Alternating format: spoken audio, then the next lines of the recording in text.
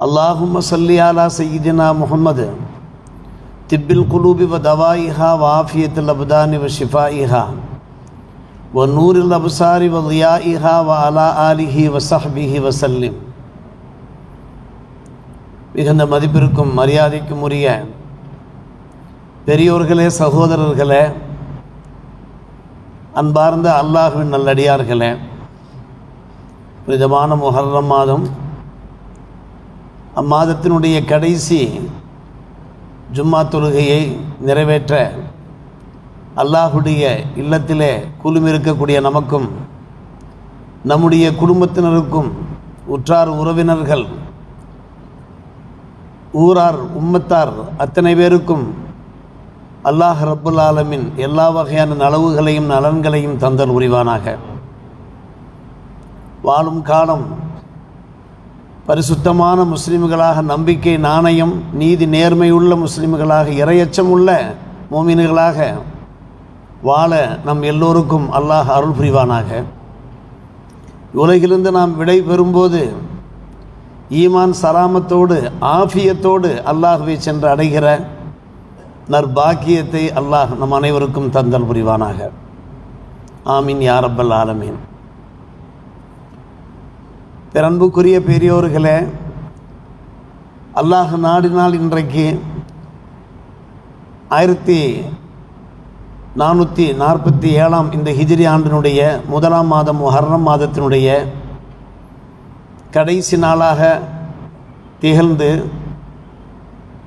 Suffer முதஃபர் வெற்றிக்குரிய suffer மாதம், அந்த மாதத்தினுடைய பிறையை இன்றைக்கு பார்க்க வாய்ப்பு இருக்கிறது.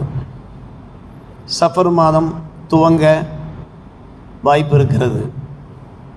இன்று பிறை தென்படாவிட்டால் 29 நாட்கள் நிறைவடைந்து இன்ஷா அல்லாஹ் நாளை தினம் சஃபர் பிறை ஒன்றாக திகழும் நிச்சயமாக இன்ஷா அல்லாஹ். சஃபர் மாதம் புலரும் போதே ஒவ்வொரு ஆண்டும் சஃபர் மாதத்தினுடைய முக்கியத்துவத்தை, அந்த மாதத்தில் நாம் பேண வேண்டிய அனுஷ்டானங்களை, கடைபிடிக்க வேண்டிய நம்பிக்கைகளை நாம் எடுத்துரைக்கின்ற நடைமுறை இருந்தவாறு இருக்கிறது. வெற்றிக்குரிய மாதம் என்று சஃபர் மாதத்தை பதிவு செய்திருக்கிறார்கள் அரபு கித்தாபுகளிலே. அந்த அடிப்படையில் பார்க்கிற போது இந்த மாதம் இருக்கிறதே மிக சிறப்பு வாய்ந்த மாதமாக இருக்கிறது.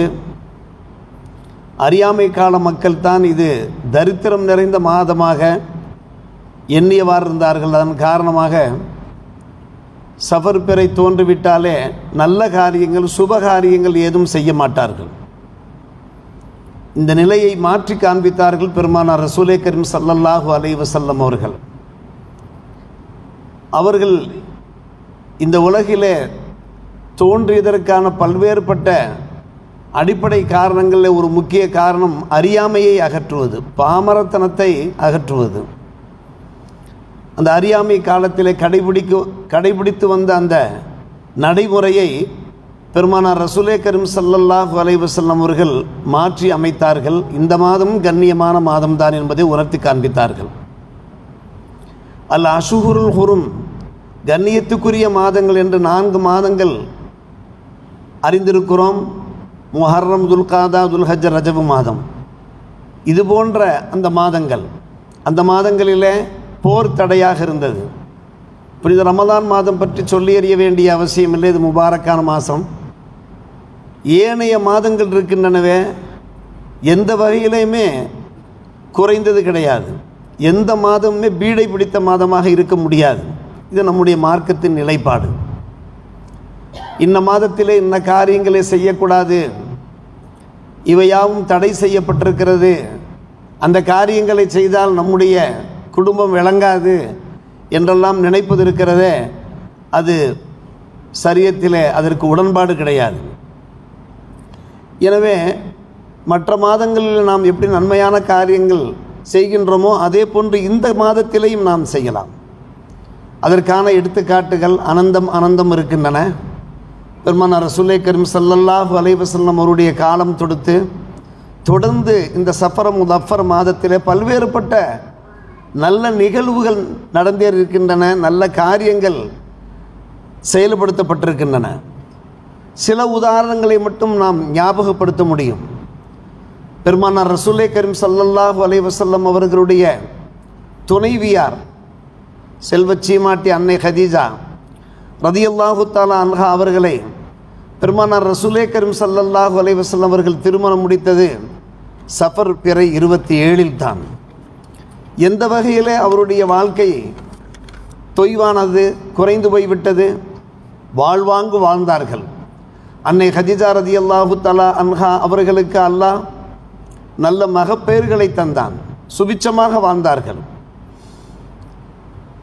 ஒரு குடும்பம் எப்படி இருக்க வேண்டும், மணமக்கள் எப்படி வாழ வேண்டும் என்பதற்கான ஒரு எடுத்துக்காட்டாக அண்ணல் பெருமானார் ரசூலே கரீம் ஸல்லல்லாஹு அலைஹி வஸல்லம் அவர்களும் அவருடைய அருமை துணைவியார் அன்னை ஹதீஜா ரதியல்லாஹு தஆலா அன்ஹா அந்த தம்பதிகள் திகழ்ந்திருக்கிறார்கள்.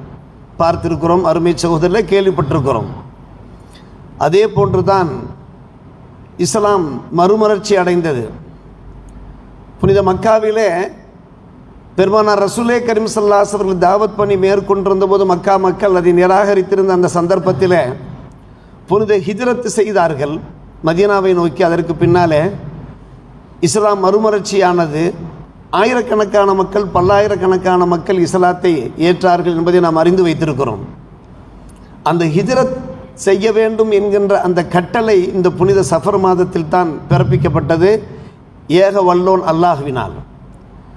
அதற்கு பின்னால் இன்றைக்கு இஸ்லாம் இந்த அளவுக்கு வியாபித்திருக்கிறது, பரவி இருக்கிறது, பல்கி பெருகி இருக்கிறது என்றால் அந்த ஹிஜ்ரத் எந்த வகையில் நாம் குறைந்து போய்விட்டோம் என்பதை யோசித்து பாருங்கள். அதே போன்றுதான் புனித மதீனா பெருமானார் ரசூலே கரீம் ஸல்லல்லாஹு அலைஹி வஸல்லம் அவர்கள் வருகை தந்ததற்கு பின்னாலே பத்ர் போர் நடைபெற்றதல்லவா ஹிஜ்ரி 2ஆம் ஆண்டு. அதற்கு முன்னாலே அபவா என்கின்ற அந்த புனித போர் நடைபெற்றதும் கூட இந்த சஃபர் மாதத்தில் தான் என்பதை பார்க்கிற போது இந்த மாதத்தில் பல்வேறுபட்ட நன்மைகள் நடைபெற்றிருக்கிறது. அதில் நமக்கு வெற்றிக்கு மேல் வெற்றி கிடைத்திருக்கிறது. எனவே எந்த வகையிலையும் குறைந்த மாதம் கிடையாது சஃபர் மாதம். சங்கை மிகு உலமா பெருமக்கள் நமக்கு மனமேடைகளிலே ஞாபகப்படுத்துகிற ஒரு விஷயம்தான் அலி ஃபாத்திமா ரதியல்லாஹு தஆலா அன்ஹுமா அவர்களுக்கு திருமணம் நடைபெற்றதும் கூட ஹிஜ்ரி 2 இதே மாதத்தில் தான், சஃபர் மாதத்தில் தான் என்பதை நாம் பார்க்கிற போது நமக்கு எவ்வளவு மகிழ்ச்சி ஏற்படுகிறது. பன்னூற்றுக்கணக்கான மக்கள் சஃபர் மாதத்தில் இஸ்லாத்தை தழுவிருக்கிறார்கள். அவர்கள் மூலமாக இஸ்லாம் வலிமை பெற்றிருக்கிறது, பலம் பெற்றிருக்கிறது. அதில் முக்கியமாக கர்ம வீரர் காலிது பின் வலீத் ரலியல்லாஹு அன்ஹு அவர்கள், அம்ர் பின் ஆஸ் ரலியல்லாஹு அன்ஹு அவர்கள், உஸ்மான் பின் தல்ஹா ரலியல்லாஹு அன்ஹு அவர்கள் போன்ற சத்திய சஹாபிகள் மூலமாகத்தான் இந்த இஸ்லாம் இந்த அளவுக்கு பொலிவை பெற்றிருக்கிறது, இந்த அளவுக்கு வலிமையை பெற்றிருக்கிறது. அவர்களெல்லாம் இஸ்லாத்தில் சேர்ந்த மாதம் எந்த மாதம் என்று கேட்டால் ஹிஜ்ரி 8 சஃபர் மாதத்தில் தான். அருமை சகோதரர்களே, பெரியோர்களே, கடந்த சில வாரங்களுக்கு முன்னாலே ரோமானிய போர் பற்றி நாம் பேசினோமே, சூரத்துர் ரூமிலே குறிப்பிடப்பட்டிருக்கக்கூடிய அந்த விஷயம். அந்த ரோமானிய போர் மூலமாக நம்முடைய இஸ்லாமிய மக்கள் வெற்றி பெற்றார்கள். அஹ்ல கிதாப் வேதக்காரர்களுக்கு வெற்றி கிடைத்தது என்கின்ற அந்த தகவலை நாம் எடுத்துரைத்தோமே. அந்த போரும் கூட, சிறப்பான போரும் கூட இந்த சஃபர் மாதத்தில் தான் நடைபெற்றது என்பதை பார்க்கிற போது பல்வேறுபட்ட நல்ல நிகழ்வுகள் நடைபெற்றவாறு இருக்கிறது. 2ஆம் உமர் என்று நாம் கடந்த வாரங்களில் எடுத்துரைத்தோமே, உமர் பின் அப்துல் அசீஸ் ரலியல்லாஹு தஆலா அன்ஹு அவர்கள் ஆட்சி பொறுப்பேற்றதும் கூட இந்த மாதத்தில் தான். அவருடைய ஆட்சி காலம் இருக்கிறத அதை பொற்காலமாக பதிவு செய்திருக்கிறார்கள் இஸ்லாமிய வரலாற்று நூல்களிலே. சற்று யோசித்து பார்க்கிறோம் அருமை சகோதரர்களே, இதெல்லாம் சில உதாரணங்கள் தான். இது போன்ற பல்வேறுபட்ட சான்றுகள் இருக்கின்றன. சஃபர் மாதத்தில் பல்வேறுபட்ட சுபகாரியங்கள், நல காரியங்கள் நடைபெற்றவாறு இருந்திருக்கின்றன. ஆனால் அருமை சகோதரர்களே, பெரியவர்களே, சில சம்பவங்கள் நடைபெற்றன. அது சங்கடமான சம்பவங்கள் தான், துக்கமான சம்பவங்கள் தான். அது சஃபர் மாதத்தில் மட்டுமா நடைபெற்றிருக்கிறது? ஒவ்வொரு மாதத்திலேயுமே நல்ல காரியங்களும் நடக்கும், சில துர்காரியங்களும் நடக்கத்தான் செய்யும். அதன் அடிப்படையில் நடைபெற்றது. அதன் காரணமாக சஃபர் மாதம் எப்படி பீடை மாதமாக ஆக முடியும்? தரித்திரம் நிறைந்த மாதமாக எப்படி சஃபர் மாதம் திகழ முடியும்? சற்று யோசித்து பார்க்கிறோம் அன்பு சகோதரர்களே. உதாரணமாக சிஃபின் போர் நடைபெற்றது சஃபர் மாதத்தில். ஹஜ்ரத் அலி முஆவியா ரலியல்லாஹு அன்ஹுமா அவர்களுக்கு இடையிலான ஒரு போர்க்களம். அது ஒரு சங்கடமான ஒரு விஷயம்தான். மற்ற மாதங்கள் நடைபெற்றது போன்ற ஒரு சங்கடமான ஒரு விஷயம் இந்த சஃபர். அதே போன்று தான் பிரபல்யமாக பேசுவார்கள் நம்முடைய இஸ்லாமிய பெருங்குடி மக்கள். சஃபர் மாதத்தினுடைய கடைசியிலே அந்த புதன்கிழமை அன்றைக்கு தான் பெருமானார் ரசூலே கரீம் ஸல்லல்லாஹு அலைஹி வஸல்லம் அவர்களை மரணப்படுக்கையில் ஆழ்த்திய வியாதி ஏற்பட்டது, ஜுரம் துவங்கியது. எனவே அதை ஒடுக்கத்து புதன் என்று குறிப்பிடுகிறார்கள். எனவே இந்த மாதம் சில பேர் தவறாக நம்பிக்கொண்டிருக்கிறார்கள். எனவே இந்த மாதம் அது துக்கமான மாதம், பீடை மாதம் என்றெல்லாம் பேசிக்கொண்டிருக்கிறார்கள் அருமை சகோதரர்களே, பெரியோர்களே. ஆனால் யோசித்து பார்க்கிறோம், அனைவரும் அல்லாஹ்வை சென்று அடைய வேண்டியவர்கள் தானே. இன்னக்க மையத்தும் இன்னகும் மையத்தும், நீரும் மரணிக்கப் போகிறாய். மக்கள் அனைவரும் அல்லாஹ்வை சென்று அடையத்தான் போகிறார்கள் என்று அல்லாஹ்வே உறுதியளித்து விட்டதற்கு பின்னாலே ஏதாவது ஒரு மாதத்தில் ஏதாவது ஒரு சம்பவம் நிகழத்தானே செய்யும். அதை வைத்து எப்படி சஃபர் மாதம் பீடை மாதம் என்று எடுத்துரைக்க முடியும்? இந்த சிந்தனை, இந்த ஞாபகம் நம்மிலே எவருக்கேனும் இருக்குமானால் அந்த சிந்தனையை அகற்றிவிட வேண்டும் அருமை சகோதரர்களே. காரணம், இதெல்லாம் ஐயாமுல் ஜாஹிலியத்திலே நம்பிக்கொண்டிருந்த அனாச்சாரமான கலாச்சாரங்கள். பெருமானார் ரசூலே கரீம் ஸல்லல்லாஹு அலைஹி வஸல்லம் அவர்கள் அரஃபாத் பேருரையிலே தெல்ல தெளிவான முறையிலே குறிப்பிட்டார்கள். நாம் பல முறை பேசியிருக்கிறோம், கேட்டிருக்கிறோம். ஆம், இன்றிலிருந்து நான் உங்களுக்கு அறிவிப்பது என்னவென்று கேட்டால், அறியாமை காலத்தில் இருக்கக்கூடிய அத்தனை மூட பழக்க வழக்கங்களும் என்னுடைய காலுக்கு கீழே வைத்து மிதிக்கப்படுகின்றன என்றார்கள் நபிகள் நாயகம் ஸல்லல்லாஹு அலைஹி வஸல்லம் அவர்கள். அறியாமை காலத்திலே பல்வேறுபட்ட மூட நம்பிக்கைகள் இருந்தன. அந்த நம்பிக்கைகளை எல்லாம் பெருமானார் ரசூலே கரீம் ஸல்லல்லாஹு அலைஹி வஸல்லம் தகர்த்து எறிகிறார்கள். இஸ்லாமிய மக்களிடத்தில் அது போன்ற நம்பிக்கை இருக்கவே கூடாது.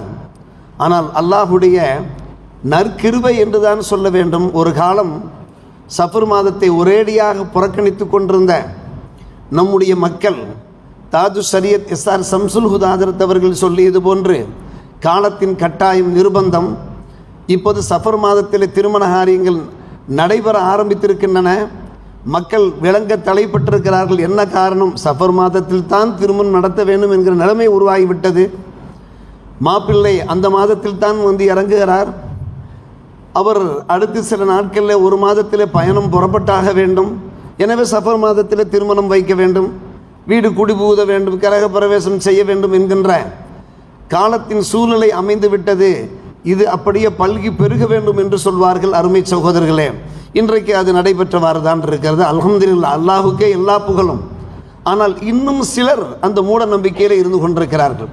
அந்த மூட நம்பிக்கை ஒருபோதும் இருக்கவே கூடாது. நமக்கு ஏதாவது சில சங்கடங்கள் ஏற்படுகின்றன என்றால் அருமை சகோதரர்களே, அல்லாஹ் சொல்லுவது என்ன? அதற்கு நாம் காரணமாக இருக்க வாய்ப்பு இருக்கிறது. நீங்கள் உங்களை சுய பரிசோதனை செய்ய வேண்டும். ஏதோ தவறுகளில் நீங்கள் இருக்கலாம், ஏதோ பாவங்கள் செய்தவாறு இருக்கலாம்.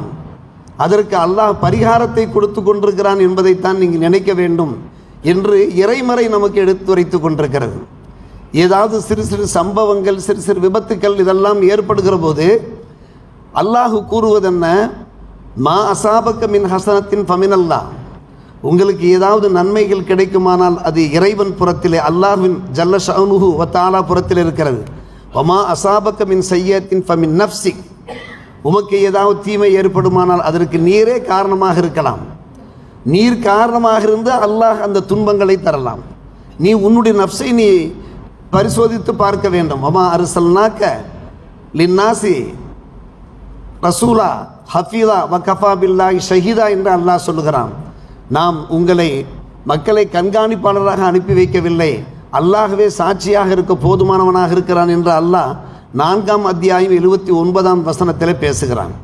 இந்த ஆயத்து நமக்கு, இந்த வசனம் நமக்கு சொல்லுவது என்ன? நன்மைகள் நடைபெறுமானால் அது அல்லாஹுடைய புறத்தில் உள்ளது. அல்ஹம்துலில்லாஹ் வ ஷுக்ருலில்லாஹ். அல்லாஹுக்கே நன்றி அனைத்தும் என்று நாம் சுக்ரியா செய்ய வேண்டும். ஏதாவது துன்பங்கள், சங்கடங்கள், சம்பவங்கள் சம்பவிக்குமானால் நாம் சுய பரிசோதனை செய்ய வேண்டும். அதன் காரணமாக அல்லாஹ் அந்த சோதனையை தருகிறான். அந்த சோதனையை தருவதன் மூலமாக அல்லாஹ் நம்மை பரிசுத்தப்படுத்துகிறான். அதைவிட பெரிய சோதனையிலிருந்து அல்லாஹ் நம்மை பாதுகாக்க போதுமானவனாக இருக்கிறான் என்பதைத்தான் நாம் விளங்க வேண்டும். சின்ன சின்ன விஷயங்களுக்கும் கூட நாம் குழம்பிக் கொண்டிருக்க வேண்டிய அவசியம் இல்லை. சில பேரிடத்தில் வஸ்வாஸ் அதிகமாக இருக்கிறது. நேற்று நன்றாகத்தானே இருந்தோம், காலையில் எழும்போது சளி பிடித்திருக்கிறத, காலையில் எழும்போது ஜுரமாக இருக்கிறத, நாம் தடுக்கி விழுந்து விட்டோமே, ஏன், எதனால்?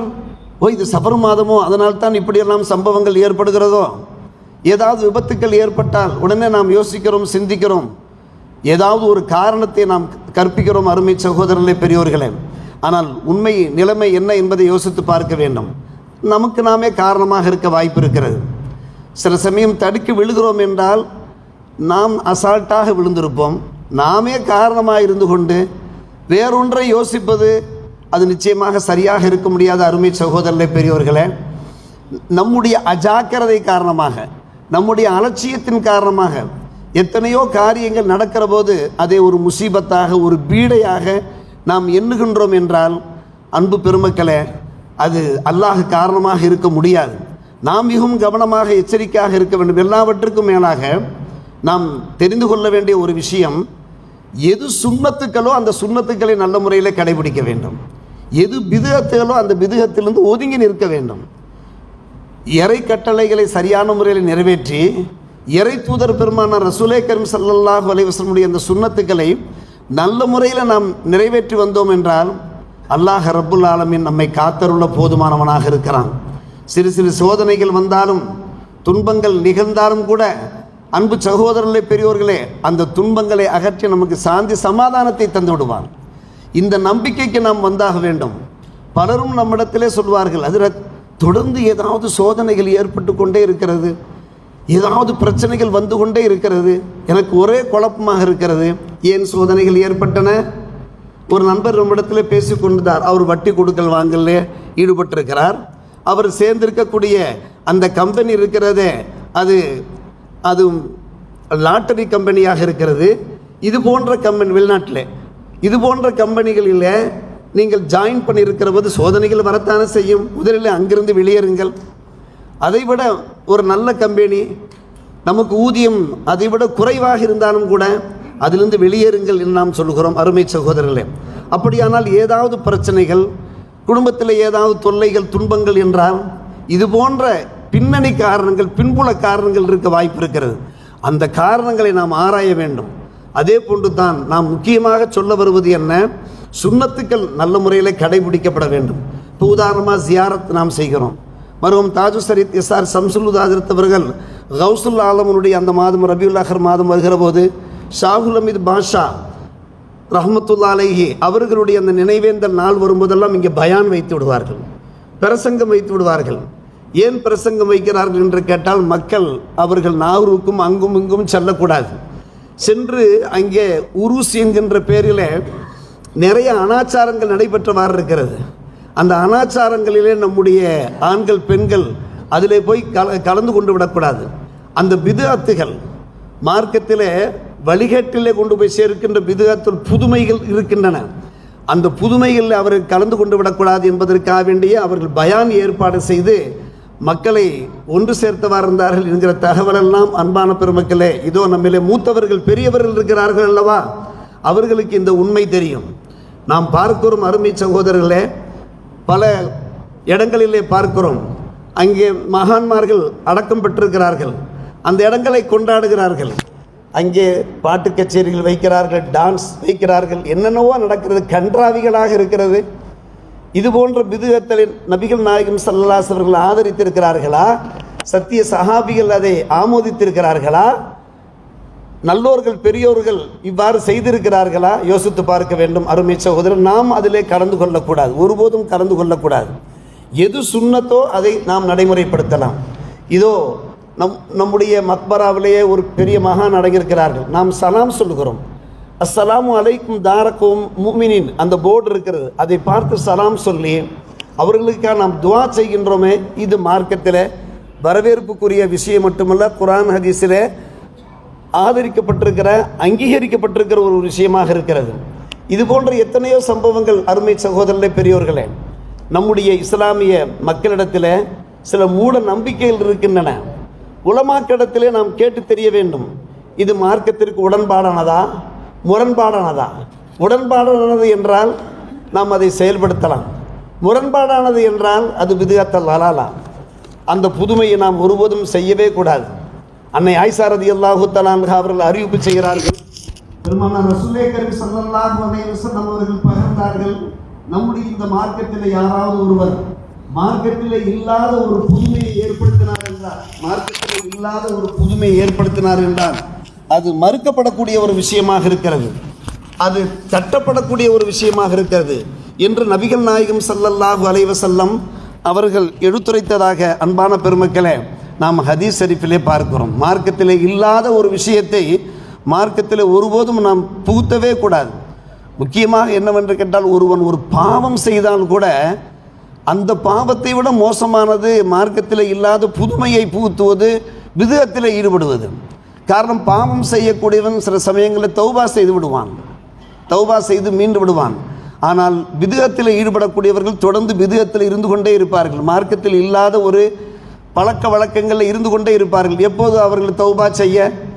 அருமை சகோதரர்களை பெரியோர்களே, மார்க்கத்தில் இல்லாத பிதுஅத்தில் ஈடுபட, இன்னும் சொல்ல போனால் ஒரு ஆபத்தான ஒரு விஷயம், பிதுஅத்துகளில் ஈடுபடுகிற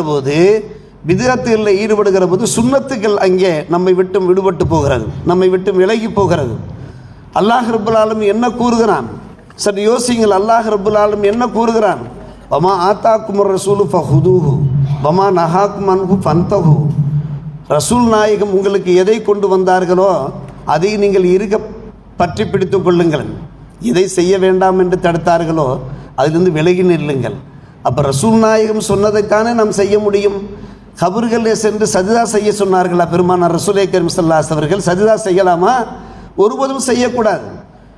அன்பான சகோதரர்களே, பெருமானார் ரசூலுல்லாஹி கரீம் ஸல்லல்லாஹு அலைஹி அவர்கள் ஒரு முறை சஹாபாக்கள் முன்னிலையிலே வருகிறார்கள், எழுந்து நின்றார்கள்.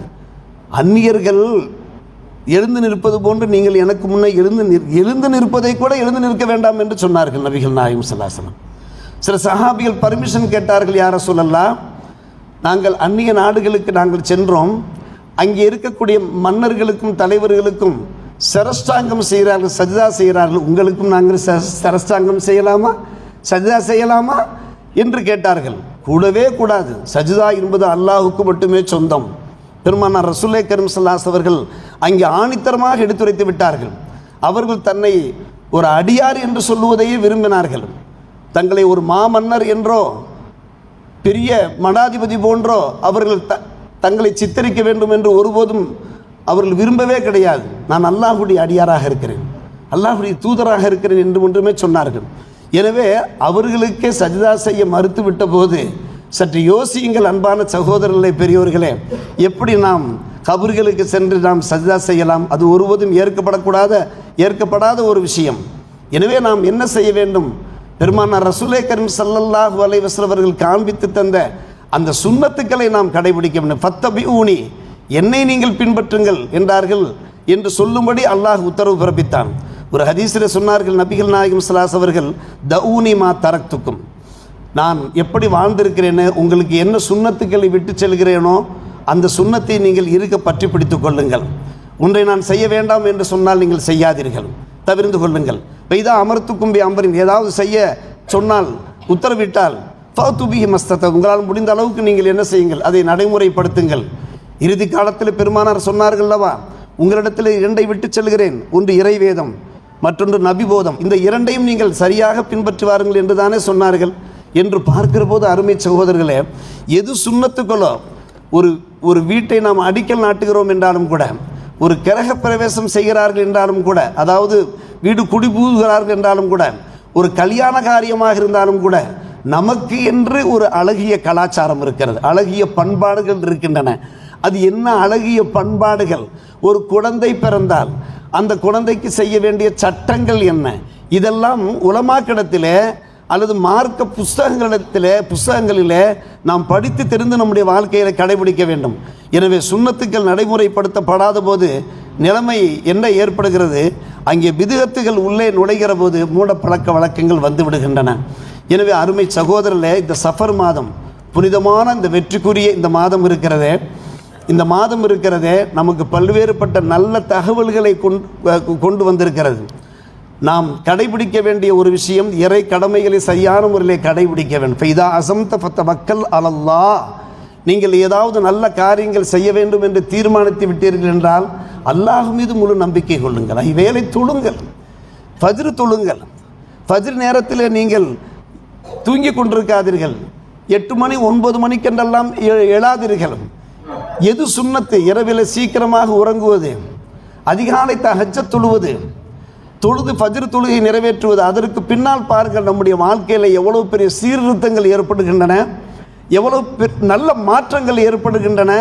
வெற்றிக்கு மேல் வெற்றியை நாம் குவிக்க முடியும். அன்பு சகோதரர்களை, பெரியோர்களை, இது பெருமானார் ரசூலுல்லாஹி கரீம் ஸல்லல்லாஹு அலைஹி வஸல்லம் அவர்கள் நமக்கு தந்திருக்கக்கூடிய ஒரு உத்தரவாதமாக இருக்கிறது. யார் தொழுகையை நிறைவேற்றுகிறாரோ அவர் அல்லாஹ்வுடைய கண்டிஷனுக்குள்ளே, அல்லாஹ்வுடைய பாதுகாப்பு வளையத்துக்குள்ளே ஃபௌஃபி திம்மத்தில்லா இருக்கிறார். இதையெல்லாம் விட்டுவிட்டு மூட பழக்க வழக்கங்களுக்கு நாம் அடிமையாகுவது என்றால், ஜோதிடர்களை நாம் தேடிச் செல்வது என்றால், ஆருடங்களை கேட்பது என்றால், கிளி ஜோசியம் பார்ப்பது என்றால், இது யார் செய்கின்ற வேலை? இது முஸ்லீம்கள் செய்கின்ற வேலையா? சற்று யோசிக்க வேண்டும் அன்பான பெருமை. நம்முடைய மார்க்கம் என்ன சொல்கிறதோ அதைத்தானே செய்ய வேண்டும். இதனால் தான் பெருமானார் ரசூலுல்லாஹி கரீம் ஸல்லல்லாஹு அலைஹி வஸல்லம் அன்றே சொன்னார்கள், என்னுடைய உம்மத்துமார்கள் சீர்கட்ட நேரத்தில் எவர் என்னுடைய சுன்னத்தை கடைபிடிக்கிறாரோ அல்லது சுன்னத்திற்கு உயிர் கொடுக்கிறாரோ அவருக்கு 100 ஷஹீதினுடைய 100 தியாகிகளுடைய நன்மை இருக்கிறது என்று சொல்லியிருக்கிறார். எனவே என்ன சுன்னத்துக்களோ அதைத்தான் நாம் கடைபிடிக்க வேண்டும். அதைத்தான் இந்த சஃபர் முதஃபர், இன்றைக்கு இன்ஷா அல்லாஹ் அல்லாஹ் நாடினால் சஃபர் மாதத்தினுடைய பிறை தென்பட வாய்ப்பு இருக்கிறது. நாளை சஃபர் 1ஆக இருக்க வாய்ப்பு இருக்கிறது. எனவே வெற்றிக்குரிய இந்த சஃபர் மாதம் நமக்கு போதிப்பது என்னவென்று கேட்டால், நமக்கு என்று சில அழகிய கலாச்சாரங்கள், அழகிய பண்பாடுகள் இருக்கின்றன, சுன்னத்தான வழிமுறைகள் இருக்கின்றன, இறை கட்டளைகள் இருக்கின்றன. அந்த பாதையில், சீரான பாதையில் நாம் செல்லுகிற போது ஈருலகத்திலையும் வெற்றி பெற முடியும் என்கின்ற அந்த இறை உபதேசத்தை இறை தூதர் ஸல்லல்லாஹு அலைஹி வஸல்லம் அந்த நபி போதத்தை நம்முடைய வாழ்க்கையில் கடைபிடிப்போமாக. அல்லாஹ் ரப்பல் ஆலமீன் எல்லோருக்கும் நல்ல புரிவானாக. வாஹிர் தாவானா அல்ஹம்துலில்லாஹி ரப்பில் ஆலமீன்.